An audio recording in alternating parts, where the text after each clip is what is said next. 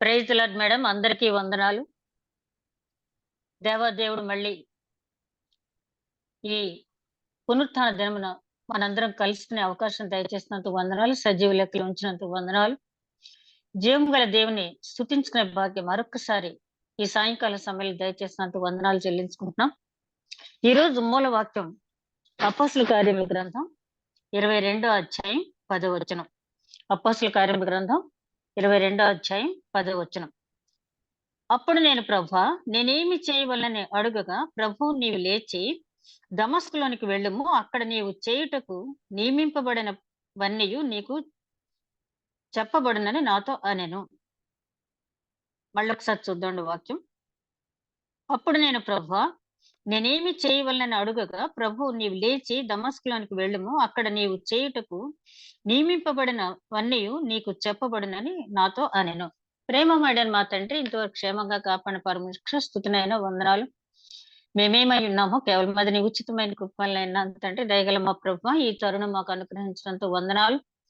నాయన హిజ్కియా చెప్పినట్టు తండ్రి, హిజ్కియాతో నీవు సెలవిచ్చినట్టు తండ్రి, ఈ సంవత్సర ప్రారంభమున నాయన మమ్మల్ని మేము తిరిగి ప్రతిష్ఠించుకుని మాలో నీకు నిషిద్ధమైన అంశాలు ఏవైతే ఉన్నాయో వాటిని తొలగించుకుని మేము అడాప్ట్ చేసుకోవాల్సినటువంటి నూతన అంశాలను అడాప్ట్ చేసుకుని నీకు సాక్షిగా నిలిచే భాగ్యం దయచేయమని నాయన. మరి పరలోకానికి నమూనాగా ఉన్న సంఘంలో సభ్యులమైన మేము పరలోకపు పౌరులుగా మేము జీవించగలిగే భాగ్యం దయచేయండి. అదేవిధంగా నాయన రికార్డింగ్ సమస్య కానీ, టెక్నికల్ ప్రాబ్లం కానీ, ఏ రకమైన అనారోగ్య సమస్యలు కానీ లేకుండా కార్యాంతమును స్తుతించుకునే భాగ్యం దయచేయమని, వినుచున్న ప్రతి ఒక్కరిని స్వాధీనంలో ఉంచండి. వాక్యం ధ్యానిస్తున్న నాకు, వింటున్న ప్రతి ఒక్కరికి నీ యొక్క పరిశుద్ధాత్మ నడిపింపు దయచేయండి. వినుచున్న ప్రతి ఒక్కరికి వినగల చెవి, గ్రహించగల మనసు, ఆచరించగలిగే హృదయం దయచేయండి. నన్ను ఒక బోరగా వాడుకునమని మా ప్రభువును నీ ప్రియ కుమారుడని యేసుక్రీస్తు ద్వారా వేడుకుంటున్నాం తండ్రి. ఆమేన్. అందరికీ వందనాలండి మరొకసారి. మరి మెయిన్ లైన్ చర్చెస్ లో ఈవేళ ట్రాన్స్ఫర్మేషన్ సండే, రూపాంతర ఆదివారం అనేది జరుపుకుంటాం. లూథరన్స్ గాని, బ్యాప్టిస్ట్, సిఎస్ఐ ప్రభుని యొక్క రూపాంతర అనుభవాన్ని జ్ఞాపకం చేసుకుంటూ కొండ మీద ఆయన పేతురు, యోహాను, యాకోబుకి ఆయన ధవళ వస్త్రధారుడై ఆయన ఇచ్చినటువంటి దర్శనాన్ని, అదే సమయంలో ఏలియా, మోషే ఆయనతో ఉన్న సందర్భాన్ని జ్ఞాపకం చేసుకుంటూ మనలో మార్పు అనేది రూపాంతరం చెందిన మనసులు, పౌలు గారు అంటారు కదా, మీ ప్రాచీన స్వభావాన్ని విడిచిపెట్టి నవీన స్వభావం ధరించుకోండి అని చెప్పి, స్వభావాన్ని ధరించుకోవటం, వస్త్రాలు కాదు కానీ నవీన స్వభావాన్ని ధరించుకోమని. మరి అనుకోకుండా ఈరోజు మనం ధ్యానించుకునే వాక్యం కూడా పౌలు గారు దమస్కు మార్గంలో ఎన్కౌంటర్ చేయబడిన తర్వాత, అది దేవుని స్వరంతో ఎన్కౌంటర్ చేయబడిన తర్వాత, ఆయన రూపాంతరం చెందిన తర్వాత ఆయన ఎట్లా మారాడు, ఏమి అడిగాడు, ఎట్లా కార్యసిద్ధి కలుగజేసుకున్నాడు అనేది మనం 22వ అధ్యాయంలో చాలా తేటతెల్లంగా ధ్యానించవచ్చు. నేను తీసుకున్నటువంటి మూల వాక్యంలో 10వ వాక్యం అదే. ఆయన అడుగుతున్నాడు పౌలు గారు, ప్రభువా నేనేమి చేయవలెను? ఈ సంవత్సరం ప్రారంభంన మనందరం కూడా మనల్ని మనం ప్రశ్నించుకుని దేవుని సన్నిధిలో, ప్రభువా వాట్ కెన్ ఐ డు, నేనేం చెయ్యాలి, వాట్ షల్ ఐ డు? అది మనం ఒక్కసారి దేవుడు దగ్గరికి వెళ్ళి దేవుని సన్నిధిలో, ప్రభువా నీవు నాకు ఇచ్చిన తలాంతును బట్టి నేను నీకు సాక్షిగా, సువార్థికురాలుగా నేనేమి చెయ్యాలి అని చెప్పి. మరి ఫ్రైడే వాక్యంలో బ్రదర్ చెప్పారు, do not dwelling in the past అని చెప్పి. ఇంకా మీరు పాతవే తలుచుకుంటూ ఉండొద్దు, ఓపెన్ యువర్ మౌత్, ఎంతకాలం సువార్త ప్రకటించకుండా ఉంటారు అని చెప్పి. నిజమే, మనం ఎంతకాలమైనా సరే వినేవారుగా ఉంటే, యాకోబు పత్రిక గారు అంటాడు కదా, మీరు వినువారుగా మాత్రమే ఉండి మిమ్మల్ని మీరు మోసపుచ్చుకోవద్దని చెప్పి. అంటే అందరూ సువార్త ప్రకటించలేకపోవచ్చు, కనీసం మనకు తెలిసిన మాటలు ఎవరైనా నువ్వు యేసుక్రీస్తుని రక్షకుడిగా ఎందుకు అంగీకరించావమ్మా అని చెప్పి అన్నప్పుడు ఒక 2 మాటలైనా ఆయన గురించి చెప్పగలిగి ఉండాలి. అదే విధంగా మాటల కంటే కూడా మన జీవితాన్ని చూచి వారు మారు మనసు పొంది రక్షణ మార్గంలోకి వచ్చేటట్టుగా మన జీవితాలు ఉండాలి. సరే, ఈరోజు వాక్యానికి మనం గమనించినట్లయితే ఇందులో 22 అధ్యాయంలో మెయిన్ 1 వచనం నుంచి 21 వచనం వరకు పౌలు గారు యూదులతో మాట్లాడినటువంటి మాటలు, యూదుల సమూహంతో. 22 వచనం నుంచి 29 వచనం వరకు ఆయన్ని బందీ చేసిన విధానం. 30 వచనం దగ్గరకొచ్చేటప్పటికి అధికారుల ఎదుట ఆయన్ని నిలువబెట్టటం. మెయిన్ పార్ట్ ఇందులో యూదుల సమూహంతో పౌలు గారు మాట్లాడినటువంటి మాటలు. సహోదరులారా, తండ్రులారా, నేనిప్పుడు మీ ఎదుట చెప్పు సమాధానమును ఆలకించుడి. అతడు హెబ్రీ భాషలో మాట్లాడటం వారు విని ఎక్కువ నిశ్శబ్దంగా ఉండేవి. అప్పుడు అతడు ఇలాగూ చెప్పసాగాను. మనం 21 అధ్యాయంలో చూసాం కదా! ఆయన్ని తీసుకొచ్చి జాగ్రత్తగా యెరూషలేములో కోర్ట్‌లో అటెండ్ చేయటానికి తీసుకొచ్చారు. ఆ సైన్యాధిపతి అక్కడే చంపేస్తారేమో పౌలు గారినని చెప్పి చాలా కేర్‌ఫుల్‌గా ఆయన తీసుకొని రావటం జరిగింది. అట్లాంటి సమయంలో ఇక్కడ ఈ కోర్ట్‌కి తీసుకొచ్చిన తర్వాత అక్కడ పై వచనాల్లో మనం గమనించినట్లయితే ఆయన అది 30 వచనంలో 21 అధ్యాయం 30 వచనంలో చూస్తే పట్టణమంతయు గలిబిలిగా ఉండెను. జనులు గుంపులు గుంపులుగా పరిగెత్తుకుని వచ్చి పౌలుని పట్టుకుని దేవాలయంలో నుండి అతన్ని వెలుపలకి ఈడ్చిరి. ఆ తర్వాత వచనాల్లో చూస్తే ఆ అధికారి భయపడిపోయి అతన్ని మళ్ళీ విచారణకు తీసుకొచ్చే వరకు ఆ కోర్ట్‌లో ఉంచమని చెప్పడం జరిగింది.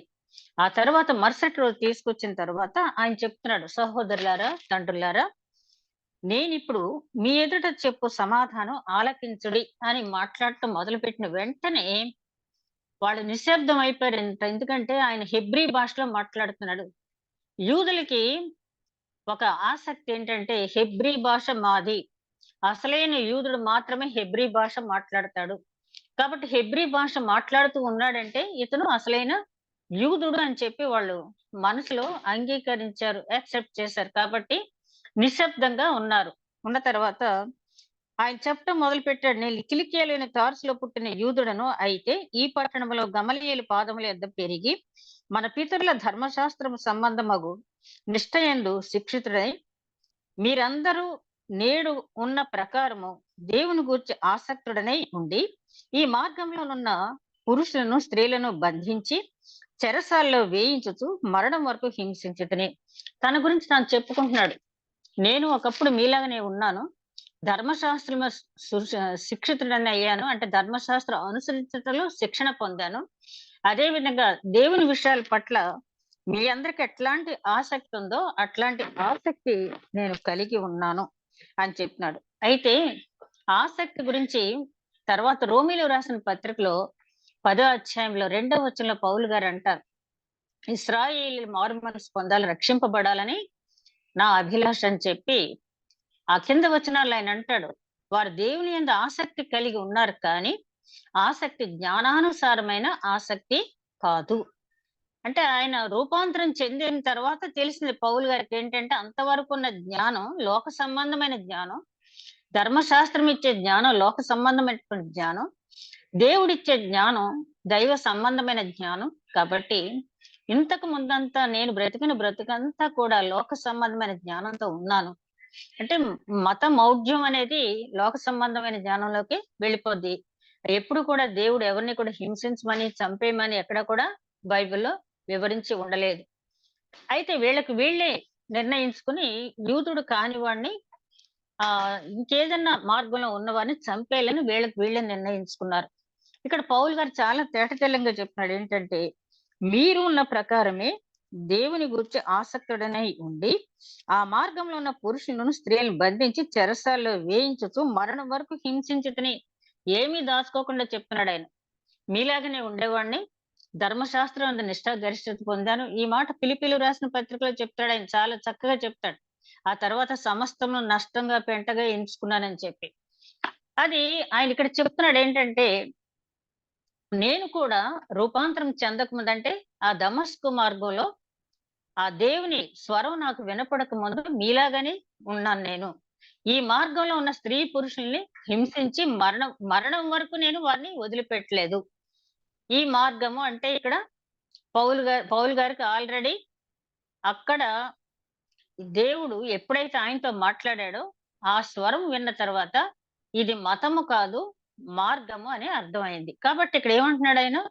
ఈ మార్గంలో ఉన్న స్త్రీలను, పురుషులను నేను హింసించి చంపటానికి కూడా నేనేమాత్రం వెనుకాడలేదు.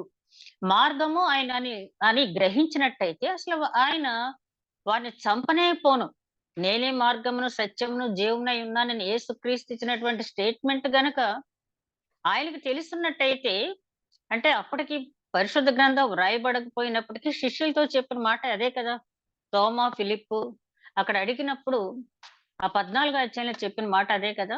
నేనే మార్గమును, సత్యమును, జీవమునై ఉన్నాను. క్రీస్తు చెప్పిన మాట శిష్యులు విన్నారు. శిష్యుల ద్వారా అందరికీ తెలిసింది. కాబట్టి అది మార్గం అని తెలిసినా కూడా ఆయనలో ఉన్నటువంటి ధర్మశాస్త్రం పట్ల ఉన్నటువంటి ఆసక్తిని బట్టి ఆ మార్గాన్ని ఆయన జీర్ణించుకోలేకపోయాడు. అది కూడా ఒక మతమే అనుకున్నాడు. కానీ ఎప్పుడైతే దమస్కు మార్గంలో దేవుని స్వరం ఆయనతో మాట్లాడిందో, ఇదొక మతం కాదు మార్గం అని ఆయన తెలుసుకున్నాడు కాబట్టి, ఇక్కడ వాళ్ళతో చెప్తున్నాడు. ఇది ఒక మతం కాదు మార్గం. ఈ మార్గంలో ఉన్న వాళ్ళని నేను హింసించాను. వాళ్ళని చంపేసే వరకు నేను నిద్రపోలేదని చెప్పాడు. తర్వాత చూస్తే అసలైన ఇక్కడ చూడండి ఈ వాక్యం మనం బైబిల్ చదువుతూ వెళ్తాము. కానీ కొన్ని విషయాల్లో ఆగి చదివినప్పుడు మనకు కొన్ని సందేహాలొస్తాయి. ఇందును గూర్చి ప్రధాన యాజకుడును, పెద్దలను వారు సాక్షులై ఉన్నారు. నేను వారి వలన సహోదరుల ఎదుగు పత్రికలు తీసుకొని దమస్కులోని వారిని కూడా బంధించి దండించుటకై యెరూషలేమునకు యెరూషలేమునకు తేవలనని అక్కడికి వెళ్ళితిని. చాలా క్లియర్‌గా చెప్తున్నాడు. నేను చేసిన పనులన్నిటికి ఎవరు సాక్ష్యం? పెద్దలు, ప్రధాన యాజకుడు. ఇవన్నీ నేను చేసినటువంటి హత్యలు, నేను చేసినటువంటి హింస అన్నిటికీ కూడా ప్రధాన యాజకుడు సమ్మతించాడు. పెద్దలు సమ్మతించారు. పైపెచ్చు దమస్కులో ఉన్న వారిని దమస్కులో మంచి ప్రార్థనలు జరుగుతున్నాయి. ఈ మార్గం అక్కడ బాగా విస్తృతంగా అభివృద్ధి చెందుతుందని తెలిసి, నేనక్కడికి వెళ్ళి వాళ్ళని వీళ్ళే పౌలు గారిని పురమాయించినట్టుగా మనకు అర్థమవుతుంది. అక్కడికి వెళ్లి వాళ్ళని కూడా బంధించన్నప్పుడు, నేను ఏ హోదాతో వెళ్ళను అంటే, వాళ్ళు సిఫార్సు లెటర్స్, రికమెండేషన్ లెటర్స్ పౌలు గారికి ఇచ్చారంట. ఇతన్ని మేమే పంపిస్తున్నాం అని చెప్పి ఎవరు? ప్రధాన యాజకుడు. ఈ మాట చదివినప్పుడు మనకు చాలా ఆశ్చర్యంగా ఉంటది. ఈ ప్రధాన యాజకుడు ఎక్కడున్నాడు? యెరూషలేములో ఉన్నాడు. యెరూషలేములో ఉన్న ప్రధాన యాజకుడు క్రీస్తు మార్గంలో ఉన్న వారిని హింసించడానికి సమ్మతించడం ఏంటి?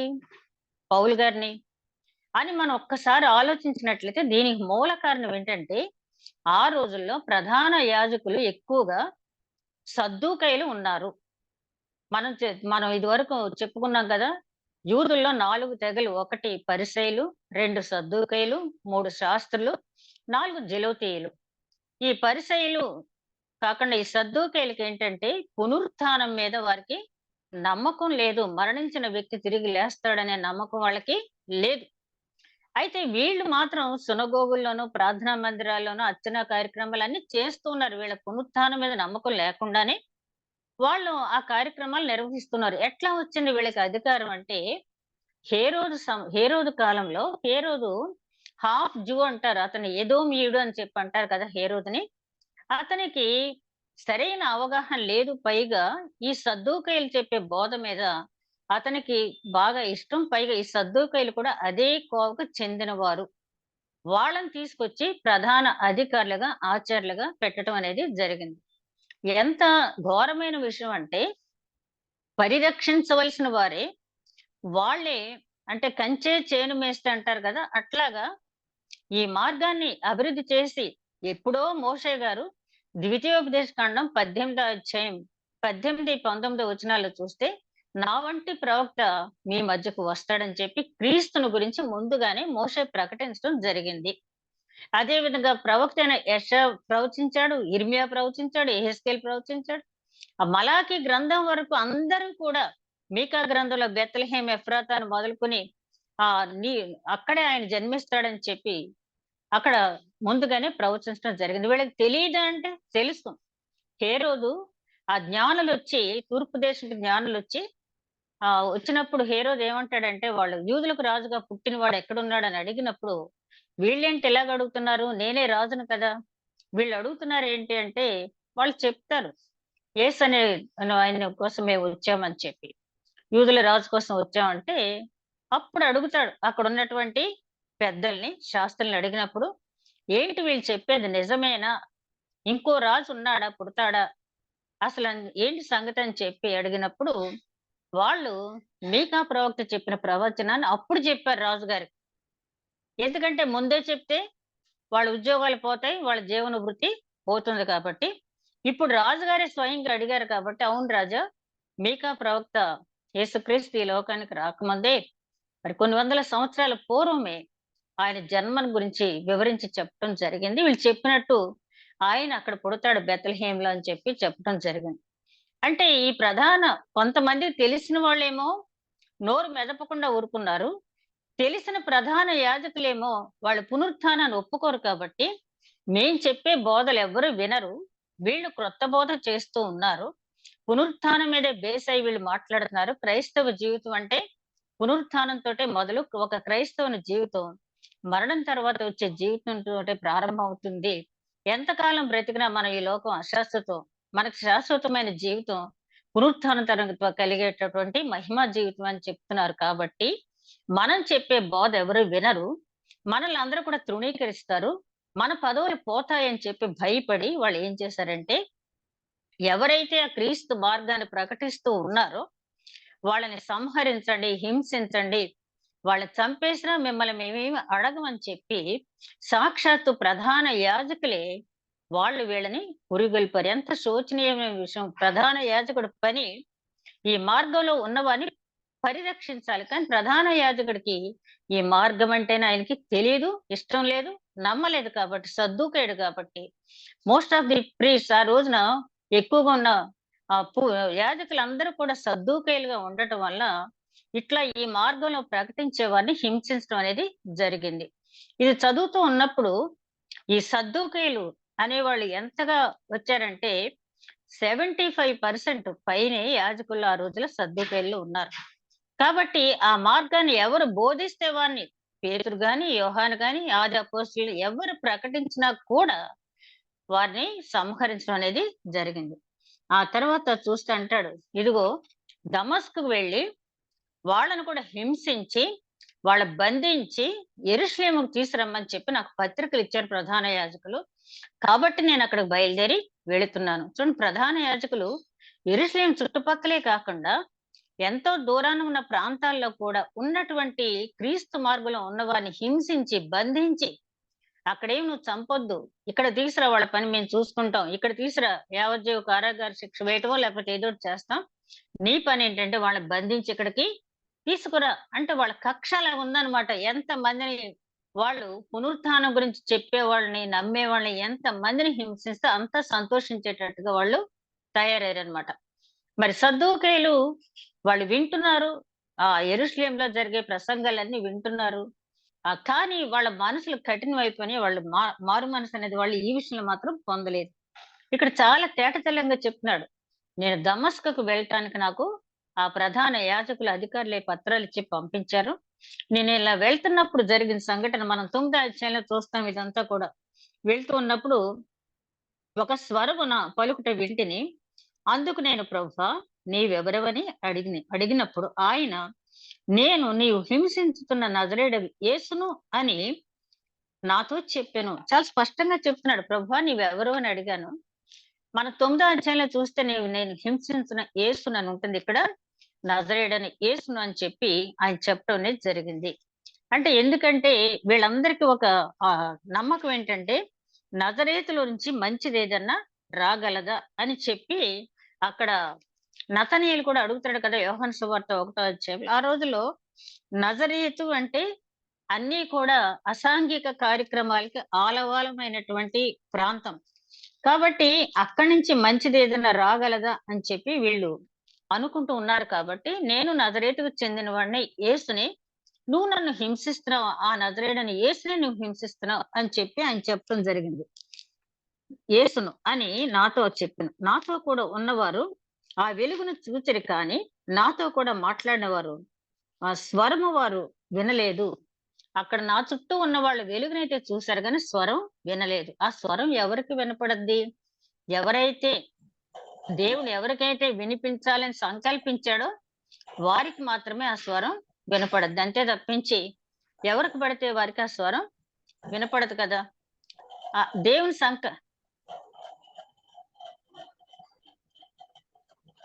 దేవుని సంకల్పం దేవుని సంకల్పం ఏంటి?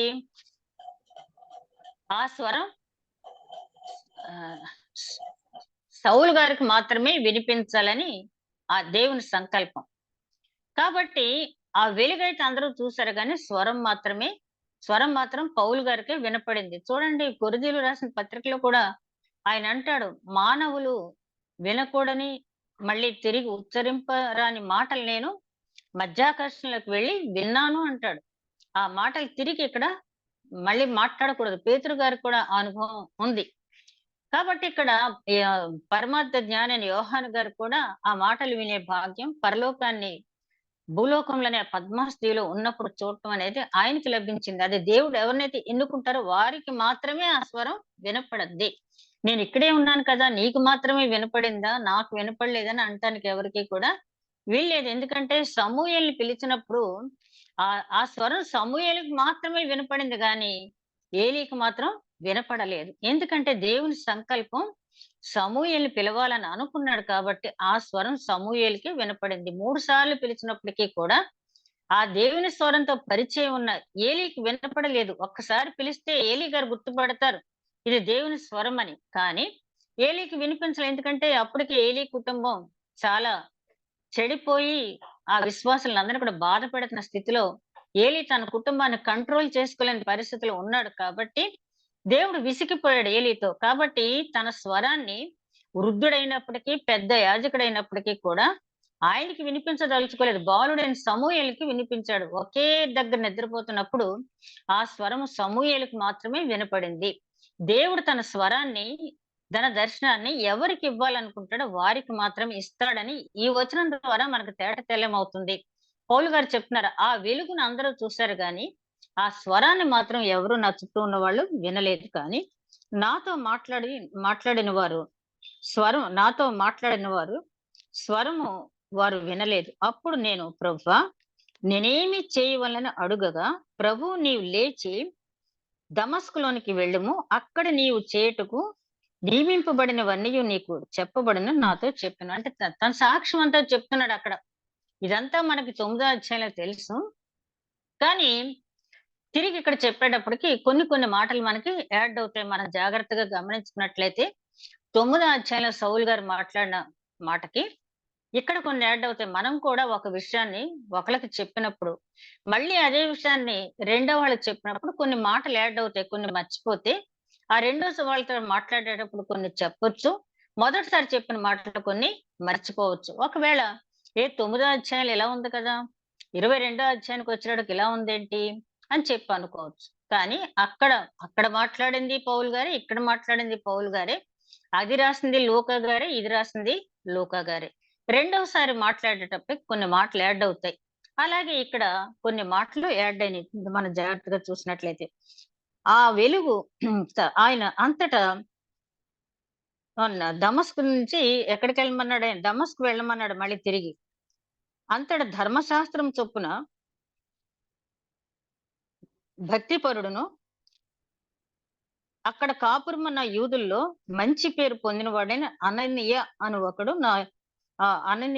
ఒకడు నా యొద్దకు వచ్చి నిలిచి, సౌలా సహోదరుడా దృష్టి పొందమని నాతో చెప్పగా, ఆ గడియలో నేను దృష్టి పొంది అతన్ని చూచితిని. ఈ అననీయ గురించి కూడా మనం 9వ అధ్యాయంలో చూస్తాం. కాకపోతే ఈ డిస్క్రిప్షన్ అక్కడ లేదు అననీయ గురించి. అననీయ దగ్గరికి వెళ్ళు అంటే తిన్ననిది అనబడిన వీధి ఒకటుంటుంది. ఆ వీధిలో అననీయ అనే ఒక వ్యక్తి ఉంటాడు. అక్కడికి వెళ్ళని పంపిస్తాడు. అననీయ అనే మాటకి అర్థం మనం 9వ అధ్యాయం ధ్యానించుకునేటప్పుడు విన్నాం. యెహోవా దయాళువు. ఆ అననీయ అనే పేరుకి యెహోవా దయాళువు. కానీ అననీయ అనే పేరు పరిశుద్ధ గ్రంథంలో ఇంకా కొంతమందికుంది. అందులో కొంతమంది మంచివారున్నారు. కొంతమంది చెడ్డవారున్నారు. అసార్థక నామధేయులు కొంతమందుంటారు. ఆ పేరుని చెడగొట్టేవాళ్ళు కొంతమందుంటారు. ఇక్కడ అననీయ యెహోవా దయాళువు అనే మాటకి కరెక్ట్‌గా సరిపోయేటట్టుగా అక్కడ అందరి దగ్గర మంచి పేరు పొందాడు. భక్తిపరుడు. అక్కడికి వెళ్ళాడు అననీయ దగ్గరికి. వెళ్తే అననీయ అంటాడు, "సౌలా సహోదరుడా దృష్టి పొందుము." ఇక్కడ 9వ అధ్యాయంలో మనం చూస్తే అననీయ అక్కడ దేవుడితో మాట్లాడతాడు. "అయ్యో ప్రభువా! ఆ పౌలు నీ దగ్గరికి నన్నెళ్ళమంటావా నువ్వు? ఆ పౌలు సంఘాల్ని హింసించాడు కదా! దూషించాడు కదా! స్త్రీలని, పురుషుల్ని హింసించాడు కదా! అట్లాంటి వ్యక్తి దగ్గరికి నన్ను ఎళ్ళమంటావా? అట్లాంటి వ్యక్తికి నన్ను బాప్తిస్మం ఇమ్మంటావా? అట్లాంటి వ్యక్తిని నువ్వు వాడుకుంటావా? అని చెప్పి అననీయ అక్కడ అడుగుతాడు. అదంతా మళ్ళీ ఇక్కడ 22 అధ్యాయంలో లేదు కానీ అంటే సంక్షిప్తంగా చెప్తున్నాడు ఆయన సాక్ష్యం. అప్పుడు అన్నయ్యతో దేవుడన్న మాటేంటంటే, "నువ్వు వెళ్ళు రాజుల ఎదుట, ప్రధాన అధికారుల ఎదుట, పెద్దల ఎదుట నేను అతన్ని నిలబెట్టుకుంటాను. అతను ఒక సాధనంగా ఉపయోగపడతాడు నాకు. నువ్వు అతని దగ్గరికి వెళ్ళు" అంటే, ఎప్పుడైతే దేవుడు ఆ మాట చెప్పాడో, వెంటనే అననీయ తన మనసు మార్చుకున్నాడు. ఎందుకంటే దేవుని చిత్తానికి మనం తల వంచవలసిన వారమే. తీర్పు తీర్చే పని మనది కాదు. పలానా ఆమె ఇలాగా, పలానా ఆయన ఇలాగా. కాబట్టి నేను వారితో మాట్లాడను, వీరితో మాట్లాడను అని అనటానికి మనకి హక్కు లేదు. దేవుడు చెప్పిన తర్వాత సమూయేలు ఏమంటాడు? చిత్తమండి ఏలి అంటాడు కదా! ఆ స్వరము విన్న వెంటనే చిత్తము నీ దాసుడు ఆలకించుచున్నాడు అని చెప్పి అనమంటాడు. అలాగే అంటాడు కదా సమూయేలు. ఎవరివైనా అలాగనవలసిందే. ఇక్కడ అననీయ తన మనసు మార్చుకున్నాడు. వెళ్లి ఎంత చక్కగా సంబోధిస్తున్నాడంటే, ఏదోలే చెప్పాడు కదా! పని చెయ్యి తప్పదులే అన్నట్టు కాకుండా, ఎంత చక్కని సంబోధన, ఎంత చక్కని అడ్రెస్సింగ్ అక్కడ చూస్తే, సౌలా, సహోదరుడా అని చెప్పి అది హృదయం నుంచి వచ్చిన మాట. అప్పుడు ఆయనంటాడు, "సౌలా సహోదరుడా దృష్టి పొందమని నాతో చెప్పగా, ఆ గడియలోనే నేను దృష్టి పొంది అతన్ని చూచితిని. అప్పుడతడు మన పితరుల దేవుడు తన చిత్తమును తెలుసుకొనుటకును, ఆ నీతిమంతుని చూచుటకును, ఆయన నోటి మాట వినుటకును నిన్ను నియమించి ఉన్నాడు." 3 మాటలు చెప్తున్నాడు. పౌలు గారిని ఎందుకు నియమించుకున్నాడు దేవుడనేది. అంటే ఎలా చెప్పగలిగాడు? పరిశుద్ధాత్ముడు అననీయతో మాట్లాడకపోతే ఈ 3 మాటలు అననీయ చెప్పలేడు. పలానా సౌలుని నేను ఇలాగ ఏర్పాటు చేసుకున్నాను. ఏంటి ఈ 3 విషయాలంటే మరొకసారి చూస్తే, దేవుని చిత్తం తెలుసుకోవటానికి, దేవుని చిత్తం అందరికీ తెలియదు. ఆయన చిత్తం తెలుసుకోవాలంటే ఆ పరిశుద్ధత, ఆ విశ్వాసము, నీతిమత్వము, దేన్ని చేయటానికనే తెగింపు అనేది ఉన్న వ్యక్తులకు మాత్రమే దేవుడు తన చిత్తాన్ని తెలియచేస్తాడు. పిరికి వారికి, వెనుతిరిగిపోయేలాంటి వారి మనస్తత్వం ఉన్న వారికి దేవుడు తన చిత్తాన్ని తెలియచేయడు. సౌలుని చూచాడాయన. సరే తను నమ్మిన సిద్ధాంతానికి ఆ ధర్మశాస్త్రం కోసం తన ప్రాణాన్ని ఇవ్వటానికి కూడా సిద్ధపడ్డాడు.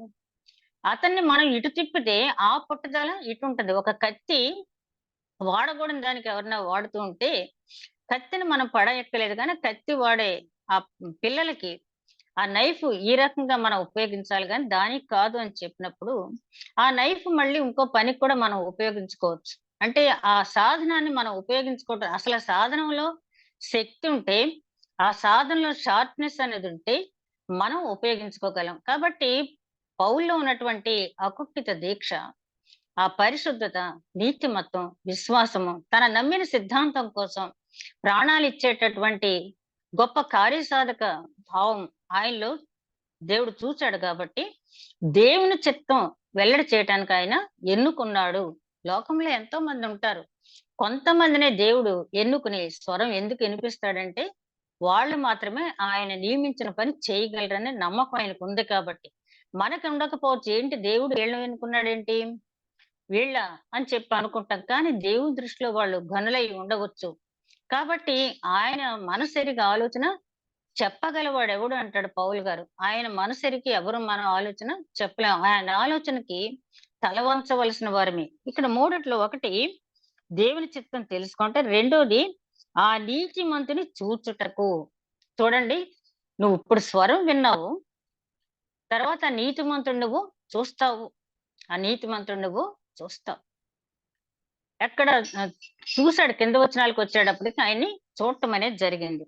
ఆ తర్వాత ఆయన నోటి మాట వినుటకు నిన్ను నియమించి ఉన్నాడు. ఒకటి దేవుని చిత్తం తెలుసుకోవటం, 2 దేవుడిని చూడటం. ఎవరు చూడగలరు ఆయన్ని? ఆయన చూడాలంటే ఆ పరిశుద్ధత, నీతిమత్వం ఉన్నవాళ్ళు మాత్రమే చూడగలరు. యెషయా అంటాడు కదా! యెషయా గ్రంథం 6 అధ్యాయంలో, "అయ్యో! అపవిత్రమైన పెదవులు గలవాడని నేను దేవుడిని చూచాను. నేను నశించిపోతానేమో" అంటాడు కదా! అప్పట్లో ఉన్నటువంటి నమ్మకం అది. అయితే ఆ భయం లేకుండా ఇక్కడ అననీయ చెప్తున్నాడు. నీవు దేవుణ్ణి చూస్తావు. ఆయన నోటి మాట వింటావు. ఆయన చిత్తాన్ని తెలుసుకుంటావు. ఆయన చూస్తావు. ఆయన నోటి మాట నువ్వు వింటావు. ఇందు నిమిత్తము దేవుడు నిన్ను దీవించుకున్నాడు. ఈ 3 కార్యాల నిమిత్తము నియమించుకున్నాడు. అంటే విని వదిలేయమని కాదు గానీ, విన్నది ప్రకటించే సామర్థ్యం ఉంది కాబట్టి ఎన్నుకున్నాడాయన. నీవు విన్న వాటిని, కన్న వాటిని గూర్చియు, విన్న వాటిని గూర్చి, కన్న వాటిని గూర్చియు సకల మనుషుల ఎదుట ఆయనకు సాక్షి అయ్యుందువు. చూడండి, నాలుగోది అక్కడే చెప్పేసాడు అన్ననయ్య. ఒకటి, నువ్వు తండ్రి చిత్తాన్ని తెలుసుకుంటావు. రెండోది ఆయన చూస్తావు. మూడోది ఆయన స్వరం వింటావు. నాలుగోదేంటంటే సకల జనుల ఎదుట నువ్వు సాక్షిగా ఉంటావు. ఎలా చెప్పగలిగాడు అననీయ అంటే, ఆ పరిశుద్ధాత్ముడు అననీయకు తెలియచేసిన మాటలే చెప్పాడు. మనం ప్రవక్తల గ్రంథాలు చదివినప్పుడు, ప్రవక్తలు రాసిన మాటలు ఏవి కూడా వాళ్ళ సొంత ఆలోచనలు మాత్రం కాదు. పేతురు గారు అంటారు కదా, ఏది కూడా మనుష్య చిత్తానుసారంగా రాసింది కాదు. ఆ పరిశుద్ధాత్మ ప్రేరణ చేత వ్రాయబడిన మాటలే పరిశుద్ధ గ్రంథాలు ఉన్నాయని చెప్పి. పరిశుద్ధాత్ముడు ఈ 4 కారణాల చేత నిన్ను ఎన్నుకున్నాడని చెప్పాడు. తరువాత, కనుక నీవు తడవు చేయట ఎందుకు? లేచి ఆయన నామమును బట్టి ప్రార్థన చేసి బాప్తిసం పొంది నీ పాపములు కడిగి వేసుకోమని చెప్పాను. అంతట నేను యెరూషలేమునకు తిరిగి వచ్చి దేవాలయంలో ప్రార్థన చేయుచుండగా, అక్కడ అననీయ ఏం చెప్పాడు? సరే, నిన్ను దేవుడు ఎందుకు నియమించుకున్నాడో చెప్పాను కదా, ఇక నువ్వు తడవు చేయొద్దు. లేచి బాప్తిసం పొంది నీ పాపాలు కడిగి వేసుకో. బాప్తిసం పొందినంత మాత్రాన పాపాలు కడిగి వేయబడతాయా? చిలకరింపనండి, ముంచుడు బాప్తిసం అనండి, ఇలా గోదావరిలో తీసుకెళ్ళి లేకపోతే కృష్ణా నదిలో తీసుకెళ్ళి పూర్తిగా ముంచేయటం అనండి.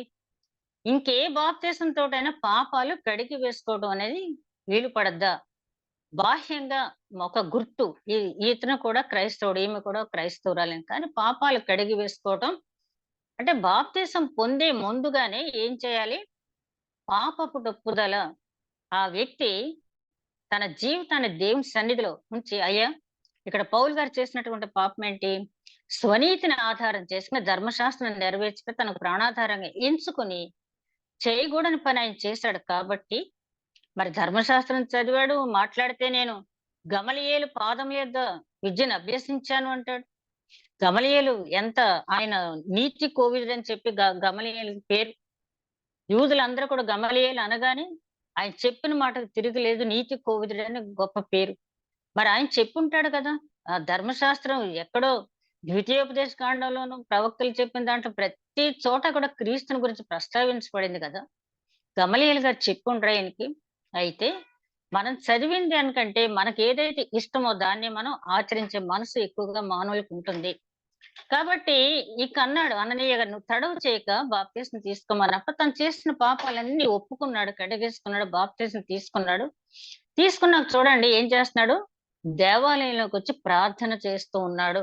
దేవాలయం పౌలు గారి జీవితం అంతా మనం గమనించినప్పుడు ఎక్కడెక్కడో గ్రేట్ ఛాలెంజెస్ ఎదురయ్యినప్పుడు కూడా ఆయన ప్రార్థన విడిచిపెట్టలేదు.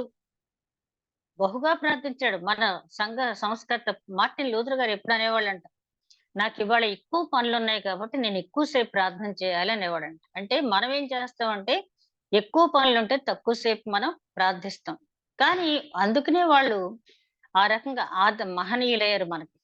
ఇక్కడ పౌలు గారు ఏం చేస్తున్నాడు? దేవాలయంలోకొచ్చి ప్రార్థన చేస్తున్నాడు. చేస్తూ పరవశుడైపోయాడట. ఇకంటే లోకాన్ని మర్చిపోయాడు. ఆధ్యాత్మిక ఎదుగుదలలోకి వెళ్ళిపోయాడు. ఒక రకంగా చెప్పాలంటే రూపాంతర అనుభవంలో పూర్తిగా వెళ్ళిపోయాడు. అంటే మానవుడు ఆధ్యాత్మిక స్థితికి పూర్తిగా వెళ్ళేటప్పటికి ఈ దేహం అంతా కూడా తేలికైపోద్దంట. తేలికైపోయి అసలు లోకం సంబంధించిన ఆశలు అనేవి, లోకం సంబంధించిన విషయాలు ఏది కూడా గుర్తురావంట. అట్లాంటి స్థితిలోకి పారవశ్యం చెందుతూ ఉన్నాడు పౌలు గారు. అప్పుడు ఏం జరిగిందంటే, పరవశునై ప్రభువును చూచితిని. చూడండి, ప్రభువుని చూచితిని. దేవుని చిత్తాన్ని తెలుసుకున్నాడు అననీయ ద్వారా. ఆ తర్వాత ప్రభువుని చూసాడు. ఎప్పుడు చూసాడు? ప్రార్థన చేస్తూ. మనం కూడా చాలా సార్లు ప్రార్థన చేస్తాం. కానీ ఎందుకు దేవుని చూడలేకపోతున్నాం అంటే, ప్రార్థన చేస్తూ పరవశుడైపోయాడు. ముందేం చేశాడు? తన పాపాలను ఒప్పుకున్నాడు. బాప్తిసం ద్వారా తన పాపాలను కడిగేసుకున్నాడు. దేవుని సన్నిధిలో ఆ నీతిమంతుని రక్తం ద్వారా తన పాపాలను కడిగేసుకున్న తర్వాత దేవుని సన్నిధిలోకి వచ్చి ప్రార్థిస్తూ పరవశుడైపోయాడంట. నేను ఇక పాపాలు ఒప్పేసుకున్నాను కాబట్టి నాకేం పర్వాలేదులే కానీ బయట తిరగలేదు ఆయన వెళ్ళి. తిన్నగా వచ్చి దేవాలయంలో ప్రార్థన చేస్తూ పరవశుడైపోయినప్పుడు అక్కడ ప్రభువుని చూచాడు. అప్పుడు ప్రభు ఈయనతో మాట్లాడుతూ ఉన్నాడు. చూడండి ఆయన స్వరం వింటామని చెప్పాడు కదా! అననీయ గారు చూడండి ఒక్కొక్కటి ఎలా జరుగుతుంది ఇక్కడ. దేవుడిని చూసాడు. చూసిన తర్వాత ప్రభువు మాట్లాడుతూ ఉన్నాడు. ఏంటంటే ఆహ్, నీవు అప్పుడాయన నీవు త్వరపడి యెరూషలేముకు యెరూషలేము విడిచి శీఘ్రంగా వెళ్ళుము. నన్ను గూర్చి నీవిచ్చు సాక్ష్యము వారు అంగీకరించిన నాతో చెప్పెను. అందుకు నేను ప్రభువా ప్రతి సమాజ మందిరంలోనూ నీ యందు విశ్వాసం ఉంచిన వారిని నేను చెరసాల్లో వేయుచూ, కొట్టుచూ ఉంటిని. వారికి బాగుగా తెలియను. మరియు నీ సాక్షినైన నీ సాక్షి అయిన స్టెఫను రక్తం చిందించినప్పుడు నేను కూడా ఆ బట్టలు అంటే పై వస్త్రాలు కాపలా ఉన్నాను అంటున్నాడు ప్రభువుతో. నువ్వు వెళ్ళు నా గురించి సాక్ష్యం చెప్పు అన్నప్పుడు ఆయన ఏమంటున్నాడంటే, ప్రభువా ఈ మార్గంలో ఉన్న వాళ్ళని హింసించాను.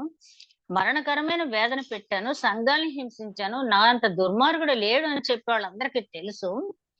నా సాక్ష్యం ఎలాగ అంగీకరిస్తారు ప్రభా? నేను నీ మాటలు చెప్తే మాత్రం నా సాక్ష్యం ఎలాగ అంగీకరిస్తారన్నప్పుడు ప్రభు అంటున్నాడు, వాళ్ళు అంగీకరించరు. యెరూషలేము చుట్టుపక్కల ఉన్న వారందరూ కూడా అంగీకరించరు. కాబట్టి నిన్ను అన్యజనుల మధ్యలోకి నేను పంపిస్తున్నాను. అందుకనే గల్తీలో రాసిన రెండో పత్రికలో పేతురు గారు, యోహాను గారు బీదలకు మాత్రమే నువ్వు సువార్త ప్రకటించు అని చెప్పి వారి కుడి చేతిని ఇచ్చి నన్ను ఆశీర్వదించి పంపించారు అంటాడు పౌలు గారు. అంటే బేదులు అంటే ఆధ్యాత్మిక బేదరికంలో ఎవరైతే ఉన్నారో సువార్త లేని వారికి అన్యజనులకు నువ్వు ప్రకటించు. యూదులకు మేము ప్రకటిస్తాం అంటారు. కానీ కాలక్రమంలో పేతురు గారు అన్యజనులకి ప్రకటించాడు. పౌలు గారు యూదులకు కూడా ప్రకటించాడు. అయితే వీళ్ళిద్దరిని దేవుడు ఏర్పాటు చేస్తున్న అంటే అది ప్రకటించకూడదని దేవుడు ఎప్పుడు చెప్పలేదు గాని పౌలు గారు కొంత స్థిరపడిన తరువాత ఈయన దేవుడు ఎన్నుకున్నాడని జనం నమ్మిన తర్వాత అప్పుడు యెరూషలేముకి వచ్చిన వాక్యం చెప్తే నమ్ముతారని ఆయన ఉద్దేశం. కాబట్టి ప్రస్తుతానికి నువ్వు దూరంగా వెళ్ళిపో. నా గురించి నువ్వు సాక్షిగా ఉండు అని చెప్పి చెప్పారు, పంపించారు. అందుకనే నేను ఇలా వచ్చాను అని చెప్పి పౌలు గారు చెప్పిన వెంటనే అప్పటి వరకు చాలా శ్రద్ధగా విన్న యూదులు ఒక్కసారి లేచిపోయారంట. ఒకసారి లేచిపోయి ఈ మాట అతను చెప్పింది వారు అంగీకరించుచుండిరి. మాట వరకు అంగీకరించుంటారు. అప్పుడు ఇటువంటి వాడు బ్రతకదగదు. వాళ్ళని తీర్మానించేశారంటే ఇటువంటి వాడు బ్రతకదగదు. మీరు భూమి మీద ఉండకుండా వారిని చంపివేయమని కేకలు వేసిరి. అప్పటి వరకు చాలా శ్రద్ధగా విన్నారు. విన్న తర్వాత వీడేదో క్రొత్త బోధ చేస్తున్నాడు. పునరుత్థానం గురించి మళ్ళీ మొదలు పెడతాడు. యేసుక్రీస్తు దేవుడు అంటాడు. మనకి యెహోవాయే మాత్రమే దేవుడు. కాబట్టి ఇతను ఇలాంటి వాళ్ళు యెహోవాను కాకుండా ఇంకొకళ్ళని ప్రభువా అని సంబోధిస్తున్నాడు ఇతను. యేసుక్రీస్తుని ప్రభువా అని సంబోధించాడు కదా! ప్రభువా అని సంబోధిస్తున్నాడు కాబట్టి ఇతనికి భూమి మీద నివసించే అర్హత లేదు. ఇతన్ని కొట్టి చంపేయండి అని చెప్పి పెద్ద పెద్ద కేకలు వేస్తున్నారంట. వారు కేకలు వేయచ్చు తమ పై బట్టలు విదుల్చుకొని ఆహ్, ఆకాశం తట్టు దుమ్మెత్తి పోయిచుండగా వారతనికి విరోధంగా ఇలాగు కేకలు వేసిన హేతువేమో తెలుసుకొనుటకై సహస్రాధిపతి కొరడాలతో అతన్ని కొట్టి విమర్శించవాలని చెప్పి కోటలోనికి తీసుకొని పోవాలని ఆజ్ఞాపించాను.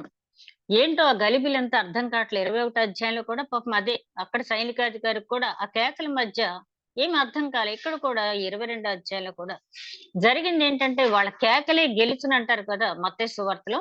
క్రీస్తుని సిలువ వేసేటప్పుడు. అలాగే ఇక్కడ కూడా అసలు సంగతి బయటకు రాకుండా ఒక్కటే మాట అతన్ని చంపేయండి, చంపేయండి, చంపేయండి అన్న మాట తప్పించి పౌలు గారు చేసిన తప్పేంటి అని విచారించడానికి అధికారులకు ఏమాత్రం అవకాశం లేకుండా వాళ్ళకి కావాల్సింది కూడా అదే. వాళ్ళు విచారిస్తే ఇతనిలో తప్పు లేదని చెప్తారేమో.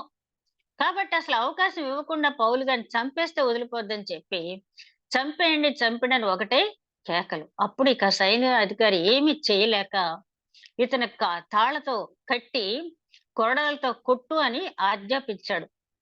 ఆజ్ఞాపించినప్పుడు వారులతో కడుతున్నారు. కట్టేటప్పుడు ఆయన అక్కడ అన్నమాట మనం చూస్తే అతడు తన దగ్గర నిలిచి ఉన్న శతాధిపతిని చూచి శిక్ష విధింపకే రోమీయుడనైన మనుషుని కొర్రాలతో కొట్టుటకు నీకు అధికారం ఉన్నదా అని అడిగాను. ఇక్కడ పౌలు గారు అడుగుతున్నాడు ఏమని? శిక్ష విధింపకనే రోమీయుడికి కొట్టమని ఆజ్ఞాపించే అధికారం నీకుందా? అసలు ఏంటో జరిగిందేంటో విచారించకుండానే ఒక రోమీయుని బంధించేస్తావా, కొట్టేస్తావా అని అడిగాడు. ఇక్కడ ఏదో తప్పించేసుకుని తన ప్రాణాన్ని దక్కించుకోవాలని పౌలు గారి ఆరాటం కాదు గాని క్రీస్తును కూడా ఒకసారి యోహాను సువార్తలో వా అన్నదమ్ములు వాళ్ళంటారు, "ఇక్కడెందుకు? వెళ్ళి ఆ పస్కా పండుగ జరిగే దగ్గరికి వెళ్ళరాదా? అక్కడ జనాల మధ్యలో తిరగొచ్చు కదా! ఈ ప్రాంతంలో ఎందుకు?" అంటారు. అంటే యేసు ఒక్కొక్కసారి వాక్యం చెప్పిన తర్వాత ఎవరికీ తెలియనటువంటి ప్రాంతానికి వెళ్ళిపోయిన సందర్భాలు, అరణ్యంలోకి మగదాన్ అనే ప్రాంతానికి వెళ్ళిన సందర్భాలున్నాయి. ఒలీవల కొండ మీద ప్రార్థన చేసుకుంటానికి వెళ్ళిన సందర్భాలున్నాయి. ఎందుకంటే దేవుడు తనకిచ్చిన సమయం సంపూర్ణమయ్యే వరకు, దేవుడు తనకిచ్చిన సమయం సంపూర్ణమయ్యే వరకు దేవుని కార్యం నెరవేర్చాలి. అంతే తప్పించి ఏదో గబగబా పని పూర్తి చేసుకొని వెళ్ళిపోవాలని కాదు. ఒకసారి మా చర్చిలో ఆహ్, యాకోబు హతసాక్షి అయిన విధానం గురించి ఒక పాస్టర్ గారు చాలా చక్కగా వివరించి చెప్పారు. హతసాక్షి అయిపోయినోళ్ళు ఎలా ఉంటారని. మా అబ్బాయి ఇప్పుడు సెవెంత్ క్లాస్ చదువుతున్నాడు. దగ్గరకొచ్చి నేను వంటగదిలో వంట చేసుకుంటూ ఉంటే నా దగ్గరకొచ్చి, "అమ్మా, హతసాక్షి అయిపోవాలంటే ఏం చేయాలమ్మా?" అని అడిగాడు.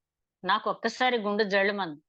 హతసాక్షి అయిపోవాలంటే ఏం చేయాలంటావేంట్రా అంటే, "హతసాక్షి అయిపోయినోళ్ళు దేవుడి దగ్గరికెళ్ళిపోతారంట కదమ్మా! హతసాక్షి అయిపోతే మంచిది కదా!" అన్నాడు. నాన్న తప్పది. దేవుడు మనకిచ్చిన జీవితకాలం మనం జీవించాలి. దేవుని సేవ చేయాలి. ఆ సమయం వచ్చినప్పుడు ఆయనే మనల్ని తీసుకుంటాడు అంతే తప్పించి, అలా చేయకూడదు. హతసాక్షి అంటే దేవుని సువార్త ప్రకటిస్తూ ఉన్నప్పుడు, మన ప్రయత్నాలన్నీ మన ప్రాణాన్ని, మన శరీరాన్ని కాపాడుకోవటానికి ప్రయత్నాలు చేసిన తర్వాత కూడా, ఇక చివరి నిమిషంలో ఈ ప్రాణం పోతేనే తప్పించి ఈ పని నేను చేయలేను అన్నప్పుడే వారు హతసాక్షులయ్యారు అని ఆ చిన్న వయసులో వివరించి చెప్పవలసొచ్చింది. అంటే చాలా మందికి ఆహ్, అది యేసుక్రీస్తు అక్కడి నుంచి వెళ్ళిపోయాడు అని అనగానే ఏది బాప్తిస్మిచ్చి యోహాను శిరచ్ఛేదనం జరిగిన తర్వాత యేసు ఆ ప్రాంతం నుంచి వెళ్ళిపోయాడు అనగానే చాలా మంది ఎందుకెళ్ళిపోవాలి? ప్రజల్లో ఉండొచ్చు కదా! పోనీ చంపేస్తే చంపేస్తారు. చనిపోవటానికే కదా ఆయన ఈ లోకానికొచ్చాడు అని చెప్పి వాదించేవారు కూడా ఉన్నారు. కానీ చనిపోయే ముందు దేవుడిచ్చిన కార్యాన్ని పూర్తిగా నెరవేర్చుకోవాలి. అందుకని ఆయన శిలువ మరణంలో నీవు నాకు అప్పగించిన పనంతా కూడా సమాప్తం చేశాను అని చెప్పి దేవుడికి లెక్క అప్పచెప్తాడు. కాబట్టి ఇక్కడ పౌలు గారు అడుగుతున్నాడు. ఏమీ విచారణ లేకుండానే రోమీయుడినైన నన్ను నీవు కట్టేస్తావా? కొరడాలతో కొడతావా? అని చెప్పాడు. కొరడాలతో కొట్టడం అనేది వాళ్ళకి బాగా అలవాటు. అపోస్తల కార్యాల గ్రంథం 5వ అధ్యాయంలో 40 వచనంలో పేతురు, యోహానుల్ని కొట్టారు.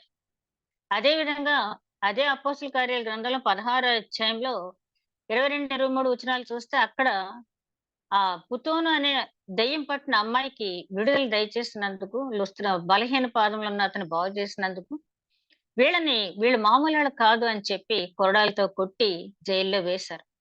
అదే విధంగా యేసుక్రీస్తును కూడా ఒకటి తక్కువ 40 దెబ్బలు కొరడాతో కొట్టడం అనేది జరిగింది. వీళ్ళకి కొరడాతో కొట్టడం అనేది మహా ఇష్టమైనటువంటి విషయం. ఒక కొరడాతో ఒకసారి కొట్టారు అంటే ఆ ఒళ్ళు నాగలితో దున్నినటువంటి భూమి ఎట్లా ఉంటుందో అట్లాగా అయిపోద్దంట. కాబట్టి పౌలు గారు ఎక్కువ కాలం ఉండాలి. దేవుడు తనను తీసుకునే వరకు ఉండాలి. సువార్త ప్రకటించాలని ఆయన సత్సంకల్పం కాబట్టి ఆయనంటున్నాడు, "నేను రోమీయుడను. ఏ విచారణ లేకుండానే నువ్వు నన్ను కట్టేస్తావా?" అని చెప్పి అడిగినప్పుడు చూడండి కింద ఆహ్, శతాధిపతి ఆ మాట విని సహస్రాధిపతి యొద్దకు వచ్చి, "నీవేమి చేయుచున్నావు? ఈ మనుషుడు రోమీయుడు సుమి" అనెను. ముందు కట్టేయమని ఎవరు ఆజ్ఞిచ్చారు? సహస్రాధిపతి. అంటే 1000 మంది సైనికుల మీద అధికారి. కట్ ఎవరు కట్టేస్తున్నారు? శతాధిపతి. 100 మంది సైనికుల మీద అధికారిగా ఉన్నవాడు కట్టేస్తున్నాడు. అంటే పై అధికారి ఆజ్ఞను శిరసా వహించాలి కదా! ఈ శతాధిపతితో పౌలు గారు చెప్పిన మాట వెంటనే సహస్రాధిపతి దగ్గరికి వెళ్ళిపోయాడు శతాధిపతి వెళ్లి, "నువ్వేం చేస్తున్నావు? ఈ మనుషుడు ఎవరనుకుంటున్నావు? రోమీయుడు తెలుసా?" అని చెప్పి అన్నాడట. అనేటప్పటికి ఆహ్, సుమి అనెను. అప్పుడు సహస్రాధిపతి వచ్చి అతన్ని చూచి, "నీవు రోమీయుడివా అని నాతో చెప్పుమనగా అతడు అవును అని చెప్పెను. సహస్రాధిపతి, "నేను బహు ద్రవ్యమిచ్చి ఈ పౌరసత్వం కొనుక్కున్నానంటాడు." ఆ క్రింది వచనాలు మనం చూస్తే వెంటనే అతను ఏమంటున్నాడు? "నేను బహు ద్రవ్యమిచ్చి ఈ రోమా సభ్యత్వాన్ని, పౌరసత్వాన్ని నేను కొనుక్కున్నాను" అంటాడు. అయితే పౌలంటాడు, "నువ్వు అలా కొనుక్కున్నావేమో, నేను పుట్టుకతోనే రోమేయుడినని" చెప్తాడు. అంటే ఈ కొనుక్కున్న వాళ్ళకేంటంటే రోమా పౌరసత్వం ఇవ్వటంతో పాటు, ఆ రోమీయులకి ఉండే ఫెసిలిటీస్ అన్నీ కూడా వీళ్ళకి ఇస్తారనమాట. అయితే పౌలు గారు పుట్టుకతోటే రోమా సభ్యత్వం ఉంది. పౌలు గారి తండ్రి రోమా ప్రభుత్వంలో ఒక అధికారిగా కూడా పనిచేశాడు. ఈ మాట విన్న వెంటనే సహస్రాధిపతి చాలా భయపడిపోయాడు. నేనెంతో ద్రవ్యమిచ్చి పౌరసత్వం సంపాదించుకుంటుని. అందుకు పౌలు, నేనైతే పుట్టుకతోనే రోమేయుడనెను. కాబట్టి అతని విమర్శించబోయిన వారు వెంటనే అతన్ని విడిచిపెట్టిరి. మరియు అతడు రోమీయుడని తెలుసుకున్నప్పుడు అతని బంధించినందుకు సహస్రాధిపతి భయపడెను. నేను ఏమి తెలుసుకోకుండా ఇతన్ని బంధించేసాను, నా ఉద్యోగం పోద్దేమో అని చెప్పి సహస్రాధిపతి భయపడ్డాడు. 1000 మంది సైనికుల మీద అధికారిగా ఉండే వ్యక్తి భయపడ్డాడనమాట. పౌలు గారు ఆ మాట చెప్పుండకపోతే అక్కడే ఆయన్ని చంపేసి ఉండేవాళ్ళు.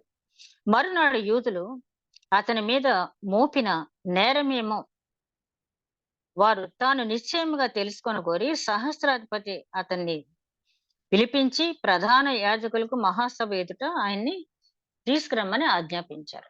ఈ అధ్యాయం అంతా మనం గమనించినట్లయితే పౌలు గారు ఆయన ఎంత అంటే దేవుడు సెలక్షన్ అనేది ఎలా ఉంటుంది, ఎక్కడ ఎవరిని ఉపయోగించుకోవాలో అక్కడ ఉపయోగించుకున్నాడు. ప్రజల దగ్గర, పెద్దల దగ్గర, శాస్త్రుల దగ్గర, ప్రధాన యాజకుల దగ్గర నా కోసం నిలబడతాడు అని చెప్పి అననీయతో చెప్పిన మాట వ్యర్థం కాలేదు. అననీయ పౌలు గారితో చెప్పినట్టే ఆయన దేవుని చిత్తాన్ని తెలుసుకున్నాడు, దేవుని స్వరాన్ని విన్నాడు, దేవుని చూచాడు, దేవునికి సాక్షిగా నిలబడ్డాడు. ఈ అధ్యాయం అంతట్లో మనం గమనించినప్పుడు పౌలు గారి జీవితం మనం పరిశీలిస్తున్నప్పుడు ఒక్కొక్క అధ్యాయం అయిపోయేటప్పటికి పౌలు గారు ముందుగా యేసుక్రీస్తుని తెలియక ముందు ప్రవర్తించిన ప్రవర్తనకి 100 రెట్లు ఆ క్రీస్తు నామాన్ని ప్రచురం చేయటానికి తన జీవితాన్ని త్యాగం చేసుకున్నట్టుగా మనం గమనించినప్పుడు ఈ సంవత్సరం ప్రారంభంలో పౌలు గారు ఏ ప్రశ్న అయితే అడిగారో, ప్రభువా నేనేమి చేయవలెను, మనం కూడా ఈ 2024 సంవత్సరంలో ఆ హిజ్కియా చెప్పినట్టుగా మనల్ని మనం ప్రతిష్ఠించుకుని, మనలో దేవునికి అంగీకారం కాని విషయాలు తీసివేసుకుని, దేవునికి ఇష్టమైన విషయాలను మనం అడాప్ట్ చేసుకుని, ఆయనకి సాక్షులుగా ఉంటూ,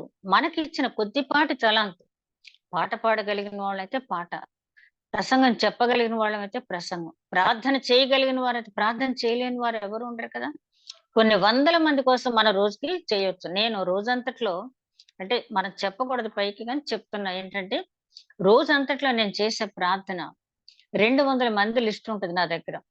ఒకవేళ మార్నింగ్ అందరి గురించి చేయలేకపోయినా, తర్వాత సమయం దొరికినప్పుడల్లా ఈవినింగ్ నేను బెడ్ మీదకెళ్ళే లోపల ఈ 200 మంది గురించి, మా బంధుమిత్రులు, స్నేహితుల గురించి, ఆ తర్వాత ప్రపంచం, దేశం, రాష్ట్రం, నేనుండే పట్టణం గురించి, అలాగే వివిధ సమస్యల గురించి, నా దృష్టిలోకి వచ్చిన సమస్యల గురించి ప్రార్థిస్తాను. అలాగే ప్రార్థన చేయలేని వారంటూ ఎవరు లేరు. ప్రార్థనలో ఉండే ప్రాస్పదాలు దేవుడు చూడ్డు గాని, ప్రార్థించే హృదయాన్ని చూస్తాడు కదా.